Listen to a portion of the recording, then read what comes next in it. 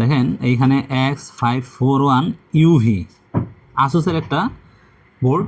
তো এখানে ব্যাটারিটা দেখতে পাচ্ছেন। অনেক সময় আপনারা দেখতে পাবেন যে এই ব্যাটারিটা কানেক্ট পায় না, ঠিক আছে?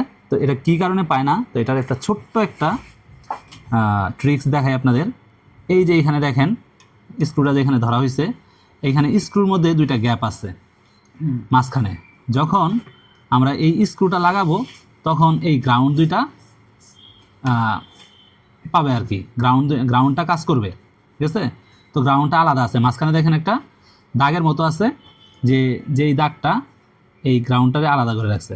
শুধুমাত্র স্ক্রু লাগানোর পরেই এই গ্রাউন্ডটা একসাথে হইলেই আমাদের এই যে ব্যাটারিটা আছে এই ব্যাটারি ডিটেক্ট করবে, আদারওয়াইজ এই ব্যাটারি ডিটেক্ট করবে না।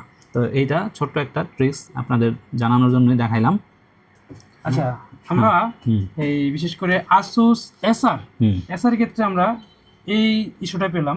অনেক সময় ল্যাপটপ এসএসডি লাগানোর জন্য খোলা হয়, খোলার পরে কোনো কারণে এই আমরা স্ক্রুটা যদি না লাগাই তাহলে আমাদের ব্যাটারি ডিটেক্ট করবে না।